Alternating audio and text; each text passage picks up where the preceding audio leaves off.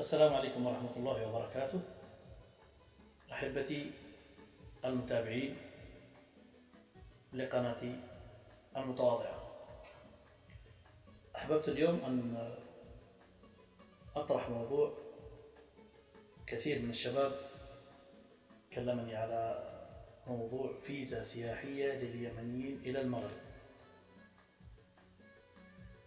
ما هي الأوراق المطلوبة للفيزا؟ وكيفية حجز فندق أو سكن؟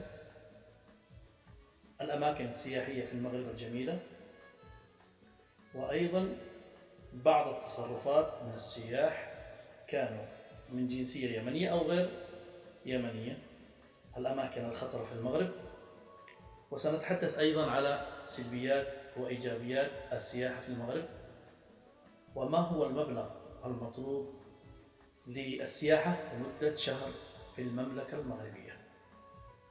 إذا كنت تبحث عن السياحة في المملكة المغربية فأنت في المكان الصحيح في هذا الفيديو في قناتي المتواضعة تعلم. أرجو منكم أن تتابعوا الفيديو إلى الآخر حتى تستفيدوا من كل نقطة في هذا الفيديو.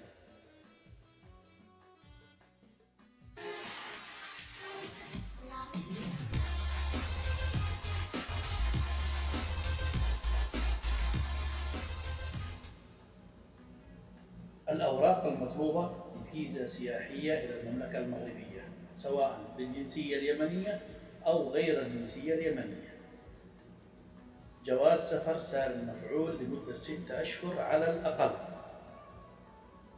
على الأقل جواز سفر سالم مفعول لمدة 6 أشهر. مطبوع طلب فيزا عدد 2 صور ملونة، إقامة سارية المفعول 6 أشهر، وكشف الحساب البنكي فيه مبلغ يغطي الرحلة كاملة، هي شهر حتكون في الجواز للمرة الأولى. تأمين طبي لفترة الرحلة. تأمين طبي لفترة الرحلة، وهذا أمر سهل يعني بسيط. الحجز في فندق أو تقديم قسيمة الدفع، يعني أي شخص عنده أحد من أصدقائه هناك ممكن يفيده في حكاية السكن. تذكرة ذهاب وإياب مع حجز مؤكد. حجز مؤكد. في حال أنه عدم طباعة الفيزا تقدر أنك تسترد المبلغ. خروج وعودة للي في السعودية في المملكة العربية السعودية ضروري يكون عنده خروج وعودة مطبوعة على ورق ماء. وبعدين رسوم القنصلية. رسوم القنصلية هذه أمرها بسيطة وسهلة. يا أحبابي المغرب جميلة جدا، مملكة المغرب جميلة جدا، طبيعتها وأشياء رخيصة جدا. بالنسبة رخيصة أنا أتحدث عن رخيصة للخليج، لدول الخليج. أسعار السكن تقريبا متوسط، الأكل متوسط، الأشياء الأخرى متوسطة الحال. في واحد من الشباب قال لي ممكن تفصل لنا حكاية السكن كيف والمصاريف والأشياء الأخرى هذه. فأنا أحديك بس معلومات بسيطة على حسب ما كنت أنا موجود في نفس المكان في نفس الوقت الحالي. يعني المتوسط الأكل والشرب بسيط جدا على حسب أنت ما تستطيع أنك تصرف. في ناس ممكن ما يعجبوا أنه يأخذ مثلا طاجن صغير ب10 درهم أو ب15 درهم، لا يبغى مثلا لحم، يبغى كل واحد على حسب صرفيته. حابب انك تصرف اكثر حتصرف اكثر، زيك زي السعوديه. يعني تقدر تاخذ ربع دجاج مع رز في السعوديه ب 12 ريال او 15 ريال، وتقدر تاخذ نص دجاج ب 20 ب 25 على حسب طاقتك يعني. فهناك في اشياء رخيصه جدا، وفي مأكولات شعبيه جدا جدا جدا ممتازه. في اشياء في المغرب جدا جدا ممتازه من ناحيه الاكل والشرب يعني، فلا تحمل هم الاكل والشرب. الان اذا انت كنت تبغى تفكر في شيء، ايش هو الشيء الغالي؟ هو السكن. طبعا كل منطقه في المغرب لها سعرها زيها زي اي دوله اخرى. ولكن أنت فين تحب إنك تسكن؟ الدار البيضاء ولا في الرباط ولا في المحمدية ولا فين حابب إنك أنت تسكن؟ فعلى حسب أنت رغبتك في السكن. طبعا أنا أرشح المناطق القروية، المناطق خارج المدن، خارج الرباط، خارج الدار البيضاء، كازابلانكا، خارج المناطق المدن الرئيسية، فهي خارج المدن جدا جدا جدا ممتازة من حيث الطبيعة، من حيث الناس جدا طيبين في المغرب. والله أنا زرت تقريبا بعض البلدان العربية قريبة، لكن أطيب شعب على وجه الأرض أنا أعتقد أنه هو الشعب المغربي، لأنه شعب سالم وشعب ممتاز. إذا مشيت في حالك وكنت إنسان مسالم صدقني والله العظيم ما يجرى لك شيء. في ناس كثير يقول لك يا أخي والله في تركيا، في المغرب، في مصر، في نصابين، في حرامية. يا أخي أنت إذا رحت تدور على الشيء هذا اعرف أنه أنت حتوقع في أي حرم. ما في بلد في العالم إلا وفيها مشاكل من شتى الأنواع. لكن أنت يا حبيبي فين رحت وفين حتروح وإيش المكان اللي حتروحه ومن تخالف، من هو صديقك هناك، من هو الشخص اللي أنت حتجلس معاه وتسكن معاه أو يكون صديقك، وما هو الهدف من زيارتك. هذا يعني صلب الموضوع. ما هو الهدف من زيارتك؟ في بعض الناس بيزور المغرب لأشياء أخرى وأنتم تعرفوها يعني. فإذا رحت ودورت على الشيء هذا وتنصب عليك أو طلعوا عليك حرامية وشلحوك الفلوس، فاعرف إنه أنت رحت في أماكن يعني غير جيدة، أماكن غير آمن. المغرب تقريبا 99% منه آمن. المغرب 99% منه آمن، ما فيها مشاكل، خاصة في النهار يعني في وضح النهار الحمد لله ما شفت ولا شيء. والله ومريت في المغرب في شوارع جدا ظلمة، أقسم بالله ما صار أي شيء. قد يكون يعني صدفة، ولكن أنا أؤكد لك أنه أنت في آخر الليل. طبعا المغرب زي هذه البلدان العربية والغير عربية اللي مناطقها باردة. المغرب معظم السنة تقريبا جوها معتدل وبارد، الحار يجي شيء بسيط في السنة وبعدين يروح. ولكن كدولة على بحر وعلى مناطق قريبة من الدول الباردة فهي منطقة باردة. درجة الحرارة تتراوح من تحت 24 إلى ممكن تنزل قريب الصفر في بعض المناطق في المغرب، وليس كل المغرب. وأحيانا قد توصل إلى 30 و31 32 درجة في الحرارة. ولكن المنطقة تختلف، منطقة الرباط عن مراكش، عن الدار البيضاء، عن طنجة، عن كل منطقة ولها مناخها يعني. ولكنها بمجمل الكلام جيدة جدا ممتازة.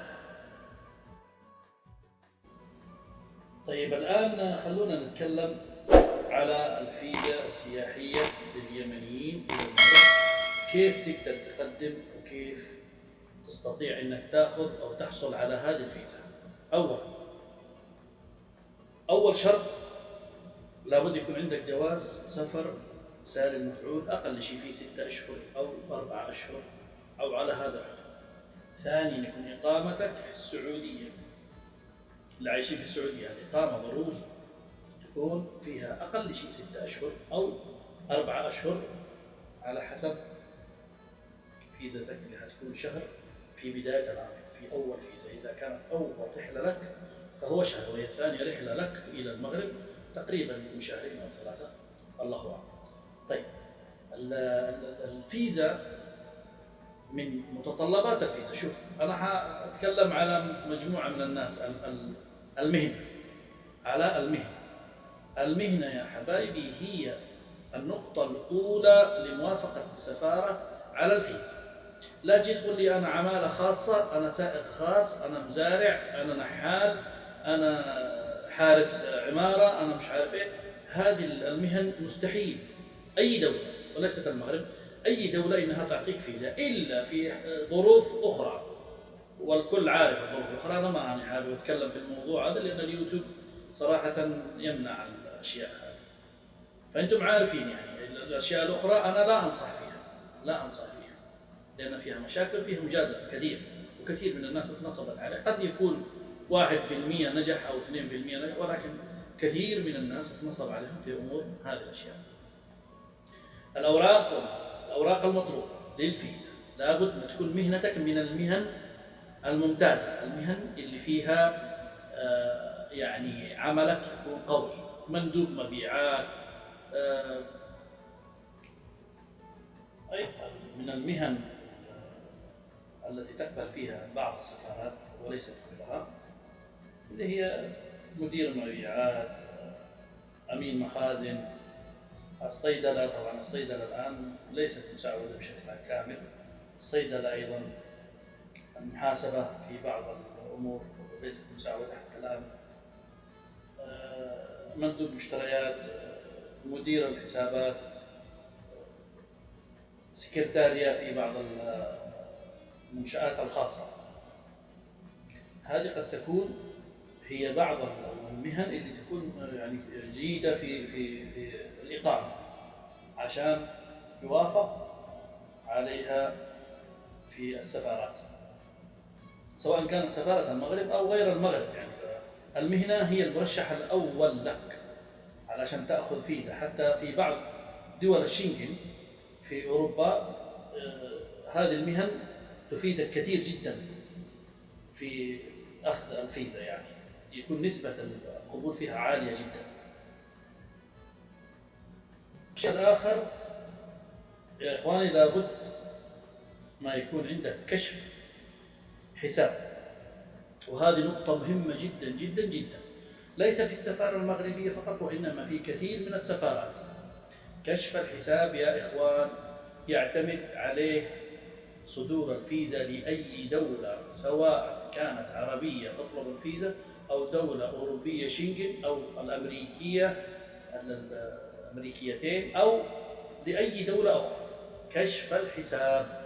طيب حيجي واحد يقول لك يا أخي خلاص أنا أروح أخذ مبلغ 20,000 وأحطه في الحساب وأروح أود. لا، هنا 99.99% إنهم يرفضوا فيزتك نهائيا. لابد يا أخي عشان أنت ناوي تسافر بعد 3 أشهر، في بعض السفارات تطلب كشف حساب ل3 أشهر، بعض السفارات تطلب كشف حساب ل6 أشهر. أنت عشان تنوي إنك تسافر لابد ما يكون عندك خطة لهذا الشيء. طيب أنت مثلا تستلم راتبك مش على البنك، أنت بتستلم راتبك كاش. طيب كيف أنا أجيب كشف حساب أنا ما عندي؟ أولا لابد ما يكون عندك حساب بنكي في أي بنك في السعودية أو في دول الخليج، أي بنك مهما كان البنك لابد ما يكون عندك حساب خاص بك باسمك ولك بطاقة صرافة خاصة فيك. هذا واحد. الشيء الثاني، طيب أنت إذا استلمت فلوسك وكان راتبك، وأنا أفضل شوف هنا نقطة مهمة، أفضل أن يكون راتبك أعلى من 3000 ريال سعودي، أعلى من 3000 ريال سعودي. في كثير من الشباب راسلوني طيب إيش الحد الأدنى للراتب عشان نحطه في البنك؟ الحد الأدنى هو 3000. كل ما كان زائد هذا المبلغ 4000 5000 6000 10000، كل ما كان المبلغ زيادة كل ما كان أفضل. طيب لابد ما يكون في بداية كل شهر ميلادي، خلي بالك من هنا من الكلمة هذه، شهر ميلادي.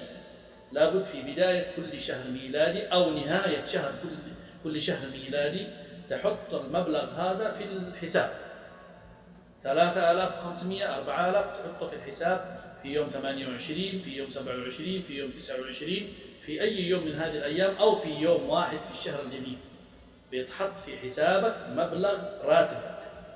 وفي هذه الحالة لابد ما تنشط الحساب. كيف تنشط الحساب؟ أنت بتشتري بطاقة، بتشتري تعبي بترول، تشتري أغراض من البقالة، خلي مشترياتك كلها تكون في البطاقة، لا تشتري كاش، لا تسحب الفلوس وتروح تشتري كاش، اسحب من البطاقة. لأنه الآن ميكنة المحلات التجارية في المملكة العربية السعودية بشكل عام كاملة صارت البطاقة هي 99% للدفع، فالأفضل إنك تشتري في البطاقة. فكشف حسابك هنا في فترة 3 أشهر أو 6 أشهر حيكون متحرك هذا الحساب، وكل بداية شهر أو نهاية شهر ميلادي لابد يا أخي ما تحط نفس المبلغ اللي حطيته في الشهر السابق. ما هو ضروري إنك تسحب المبلغ كاملا، يعني أنت حطيت 3000 إذا صرفت فيه في الشهر كامل 1500 1700 1000 2000 وبقي في الحساب شيء بسيط مش مشكلة، خليه الشهر الثاني نفس الكلام، حتى لو كان عندك كاش في بيتك أو في مكان آخر. أنا لا أريد أن أتكلم في مواضيع زي كذا لأنها ممنوعة. فأنت إذا كان عندك المبلغ هذا يا أخي وتقدر إنه أنت كل بداية شهر بتحط المبلغ هذا في البنك حطه، وانتهت قصتك هنا للكشف الحسابي اللي هو على ضوء هذا الكشف حتاخذ الفيزا.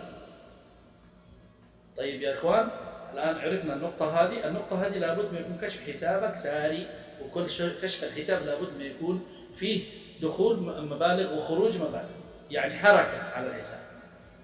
في نهاية الثلاثة أشهر أو الستة أشهر، أنا أعتقد السفارة المغربية يكفيها 3 أشهر، ويكون عندك في الحساب أقل شيء مبلغ معين تستطيع إنه أنت يعني تصرف على نفسك لمدة شهر في المغرب. اعمل حسابك كم حياخذ الفندق في اليوم، كم حتاخذ السكن في الشهر اللي أنت حتعيش فيه، كم المبلغ وكم مصروفك اليومي هناك، وتعمل حسابك على هذا الشيء وحط المبلغ ويزيد ليه شيء بسيط، 30,000 25,000 40,000، كل ما كان المبلغ أكبر كل ما كان أفضل. ولكن لابد ما يكون الحساب نشط وفيه سحب وإيداع ومشتريات كمان. هذا بالنسبة للحساب يا إخوان، لكشف الحساب، وهو أهم شيء للفيزا، ليست لا يا أخي، كل دول العالم اللي تطلب منك فيزا هذا الشرط موجود عندهم، وهو أغلب الشرط هذا أغلب الناس لا يستطيع إنه يجيبه، ولكن أنت على حسب شطارتك شغل مخك شوية وأنت تعرف كيف تجيب الكشف الحساب.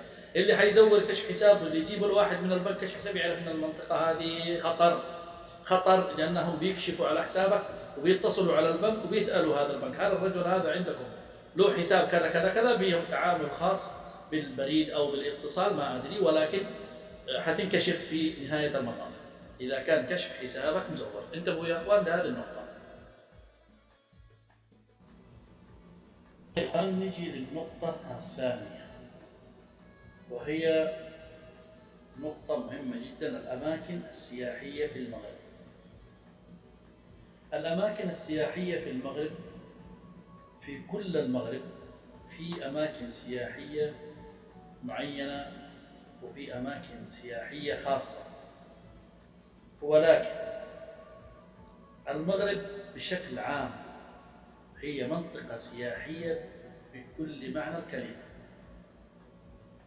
إما كان في الدار البيضاء أو في مراكش أو في الرباط أو في طنجة أو في أي منطقة، فهي كلها مناطق سياحية خضراء جميلة جدا جدا.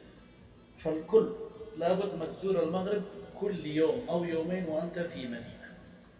في هذه الحالة أنت راح تستمتع في الأجواء وتستمتع في المناظر وتستمتع بكل شيء موجود في هذه الأماكن. الأماكن التالية في المغرب، احذر الأماكن التالية في المغرب. في المغرب طول النهار المنطقة آمنة تماما، ولكن في الليل هي الإشكالية. المناطق التي تروح لها وفيها مناطق باردة فهي في الساعة تقريبا الساعة 8 أو الساعة 9 في الليل تقريبا أغلبية المناطق تكون مغلقة أو شبه مغلقة، وليست مغلقة كليا ولكن شبه مغلقة لوجود جو بارد جدا، ما في ناس تتحرك في هذه الأماكن. فاحذر من المناطق المظلمة والمناطق الخالية من السكان في هذه المناطق. البعض من الشباب الله يهديهم ويصلحهم بيروحوا المغرب لأشياء أخرى يعني غير التنزه والأشياء اللي أنتم فاهمينها طبعا. فاحذر من هذه المناطق لأنها مناطق خطرة جدا، في حالة أنه كان عندك فلوس في جيبك أو جوال ثمين أو مقتنيات ثمينة موجودة معك، فقد تتعرض للسرقة من بعض النفوس الضعيفة أو الناس اللي متعودين على هذه الأشياء.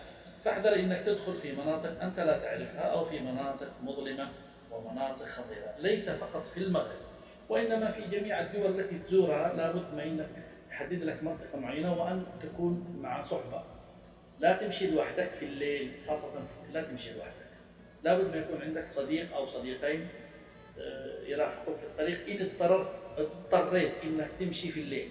في هذه الحالة لابد ما يكون عندك رفيق أو رفيقين تمشي مع بعض. فأنا أنصح عدم السير في الليل في المناطق الخالية والمظلمة في بعض المدن المغربية.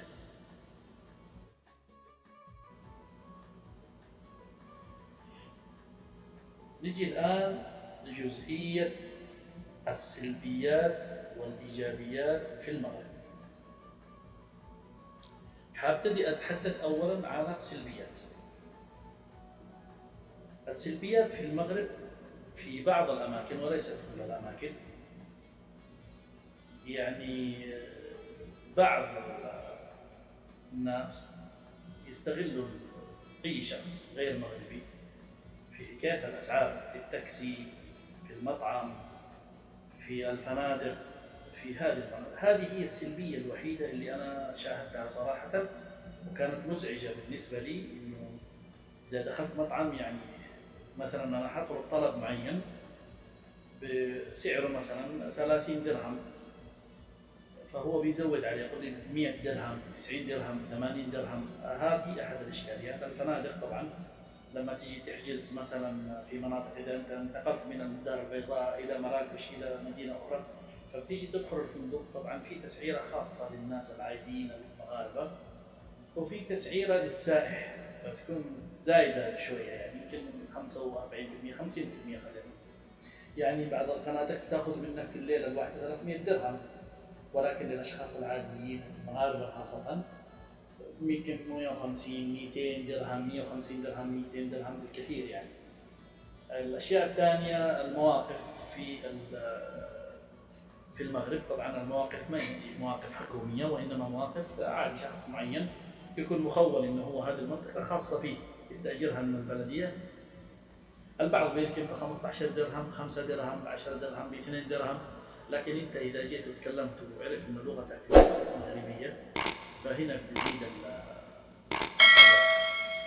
الأشياء الأخرى السلبية اللي وجدتها في المغرب هي بعض الفتيات. يعني بعض الفتيات إذا مريت في الشارع وعرفوا إنه أنت مش مغربي، يعني غير مغربي وأنت سائح، فبيستغلوك هنا. ممكن إذا المناطق مناطق عشوائية أو مناطق زي كذا، ممكن إنه هو يسحبك على منطقة معينة تكون فيها ظلام أو يكون فيها مش متواجد الناس، فممكن هنا يستغلك، يدخلك في بيت معينة. أنا ما واجهتها صراحة، ولكن في بعض الشباب حكوا لي نفس القصة هذه، إنهم جو لهم ناس قالوا لهم في عندنا بنات، عندنا. يعني المغرب ما هي الدولة الوحيدة، وإنما هذا موجود في كل الأماكن، في مصر، في تركيا، في سوريا، في كل المناطق السياحية تلاقي هذه الأشياء. ولكن أنا محذر الشباب اللي حيروح هناك من هذه الإشكالية. أما الإيجابيات فالإيجابيات حدث ولا حرج. الإيجابيات موجودة بشكل كبير جدا، وناس طيبين، يعني تحصل كثير من الطيبين. 99% من الناس هذه فيها طيبة غير موجودة في أي مكان آخر، وقد تكون موجودة في أماكن أخرى، ولكن أنا حسب تجربتي كانت تجربتي بهذا الشكل، إنه أنا قابلت ناس طيبين جدا جدا جدا ومتفاهمين معك تماما. بعض الأسعار قد تكون زايدة شيء بسيط عن الحاجة، يعني حاجات بسيطة 10% 20% زيادة، لأنك سائح، وهم يستغلوا الشيء هذا على أساس إن هم يترزقوا الله في الأمور هذه. هذه الأشياء اللي حبيت إنه أنا أشرحها، وهي دار آمنة. اللي حابب إنه يسافر بكل طمأنينة، ولكن يكون عنده جدول معين يستطيع إنه يعيش فيه، أو يكون عنده شخص مغربي يعرف في الأماكن هذه، وهو الأفضل. كم تكلفني الرحلة من المملكة العربية السعودية إلى المغرب، إلى المملكة المغربية؟ كم فلوس راح تكلفنا حتى نوصل والسياحة شهر؟ شوف، هنا ممكن يهمك شيئين. أنت رحلتك من شخص لآخر. في شخص بيصرف 50,000 ريال سعودي، في شخص بيصرف 300,000، وفي شخص آخر أيضا بيصرف 20,000. أنا صراحة كلفتني رحلتي من السعودية إلى المملكة المغربية ما يعادل 20,000 ريال سعودي تقريبا، يعني بما يعادل قريب 50,000 درهم مغربي. هذا اللي أنا تكلفت فيه تقريبا هذا المبلغ. شيء بسيط، قد ينقص شيء بسيط، حاجة بسيطة، ولكن في بعض الناس يعني هذا المبلغ ممكن يسكن فيه فندق يوم أو يومين أو بتاع 5 أيام و10 أيام، وفي ناس ممكن إن هم يعيشوا فيه لمدة 3 أشهر. طيب الأمر الآخر الآن، السؤال اللي حيطرح كثير من الشباب، إيش فائدتي أنا إذا سافرت المغرب إذا ما كنت حابب إنه أنا أسافر سياحة؟ أنا لهدف آخر واللي هو إلى أسبانيا، إلى أوروبا، عشان أجوب أو عشان أقدم سياسي أو لاجئ معيشي أو أي شيء، أو سياحة طبعا إلى أسبانيا، شنغن، إلى أوروبا. طيب يا حبيبي، فائدة هذه أو السرية هذه للشخص اللي حابب إنه هو يغير جو يختلف عن الشخص إنه هو يسافر بطريقة شرعية أو طريقة غير شرعية. وأنا لا أفضل الطريقة الغير شرعية، وإنما أفضل الطريقة الشرعية. طيب كيف أستطيع إني أنا أسافر من المغرب إلى أسبانيا؟ خلي بالكم من هذه النقطة، هذه نقطة مهمة جدا. عشان أنت بتسافر على المغرب، بعضهم وأغلبيتهم حيكون هدفه هو الدخول إلى أسبانيا من أجل خاصة لليمني والسوري والعراقي والمصري والليبي وبعض الدول العربية والمغربي. أمر يعني المغربي هو بالدرجة الأولى، ما يتهربوا أو يحرقوا كما يقال في اللهجة المغربية، حراق. ولكن أنا لا أفضل هذه الطريقة نهائيا. عندك طريقة قد تنجح وقد لا تنجح، قد تنجح وقد لا تنجح، وهي أنه يكون عندك مبلغ من المال تستطيع أنه أنت تصرف نفسك بطريقة شرعية. أنا لا أحذر مرة أخرى، أنا لا أحبذ الطريقة الغير شرعية. طيب كيف أستطيع أنه أنا أسافر من المغرب لأسبانيا؟ طبعا أنتم عارفين أنه المملكة المغربية لها حدود ما بين المغرب وأسبانيا، وفي منطقة محتلة من المغرب من الأسبان تسمى منطقة سبتة، وهذه المنطقة هي حدودية ما بين أسبانيا والمغرب، وهي في حيز المغرب يعني، ولكنها تعتبر أسبانيا تحت الحماية الأسبانية. طيب كيف أنا أوصل إلى هذه المنطقة وأقدم لجوء معيشي أو لاجئ كان لليمني أو للسوري أو العراقي أو أي شخص آخر، تصل إلى المغرب بطريقة شرعية؟ كيف توصل إلى أسبانيا؟ أنا طبعا أتحدث عن ناس شفتهم وكلموني بهذه الطريقة، أنهم وصلوا إلى أسبانيا بهذه الطريقة. كانت سفرتهم إلى المغرب سياحة، ولكن كان الهدف من السياحة أيضا أنه هو السفر إلى أسبانيا لتقديم اللجوء. طيب إيش هي الأوراق المطلوبة؟ نفس الأوراق المطلوبة في السفارة المغربية في السعودية هي نفس الأوراق المطلوبة في السفارة الأسبانية في المغرب. وكما أحذر وأنذر، ممنوع أنه أنتم تطلبوني في التعليقات كيف أستطيع أوصل لأسبانيا بطريقة غير شرعية. أنا أتكلم عن الطريقة الشرعية. توصل على المغرب ويكون عندك واخذ كشفين حساب من البنك. طبعا الكشف تقريبا 50 أو 60 ريال تدفعه للبنك، ويعطيك كشف حساب حقيقي انك تكون عندك المبلغ ما يعادل 50,000 ريال سعودي في البنك في حسابك. في هذه الحالة انت بتاخذ كشفين حساب، والافضل انك تاخذه باللغة الانجليزية. تكلم اللي في البنك تقول له انا ابغى كشف حساب باللغة الانجليزية، بيعطيك الكشف الحساب باللغة الانجليزية. بتاخذ كشف حساب وتقدمه للسفارة المغربية، واذا اخذت الفيزا حتوصل على المغرب. ونفس الكلام يكون عندك تعريف راتب. يا اخوان انا نسيت في بداية المقطع اقول لكم ضروري تعريف الراتب، ضروري تعريف الراتب من الكفيل او الشركة اللي انت بتشتغل فيها او المكان او الشخص اللي كفيلك، ضروري يعطيك تعريف بالراتب. هذه من ضمن الاوراق اللي هي بتطلب في السفارة المغربية او السفارة الاسبانية، تعريف راتب وباللغة الانجليزية، باللغة الانجليزية او اللغة الفرنسية او اللغة الاسبانية. في مترجمين كثير تقدر تترجم هذه الوثيقة إلى كذا لغة وتختمها من الغرفة التجارية وتختمها من الكفيل. هذه ضرورية، تعريف بالراتب. وأنا تكلمت في بداية المقطع وفي نص المقطع إنه الراتب لابد أن يتجاوز 3000 ريال سعودي.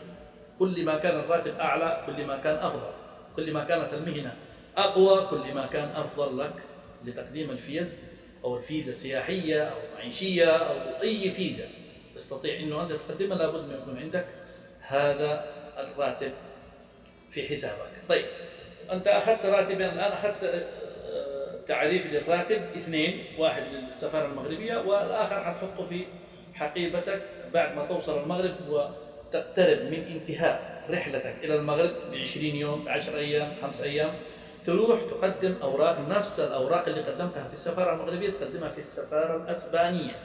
إنه أنت حتاخذ 3 أيام سياحة في أسبانيا،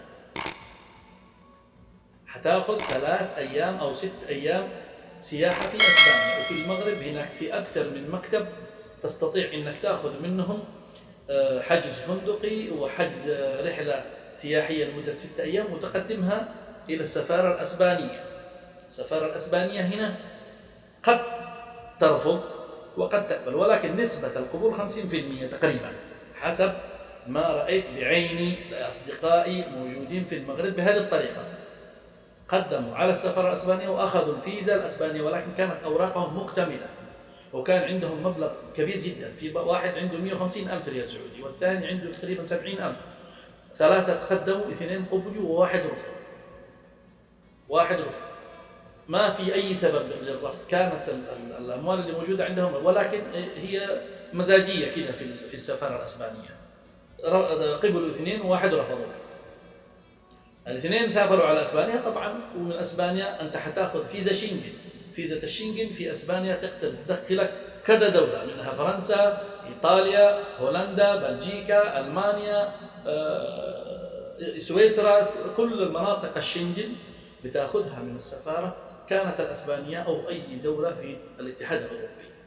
هذا ما حبيت إن أنا أوضحه في نهاية المقطع، وأعتذر إنه المقطع صار طويل، ولكن كثير من الشباب من فترة والله طالبين مني إنه أنا أنزل فيديو بهذه الطريقة، وأتمنى إنه الفيديو يعجبكم يا أخوان، ولا تنسوني من الاشتراك ولا تنسوني بالدعم، وجزاكم الله خير، وأتمنى لكم رحلات سعيدة، والله سبحانه وتعالى يختار ما فيها الخير والصلاح. صلى الله وسلم على سيدنا ونبينا وحبيبنا محمد.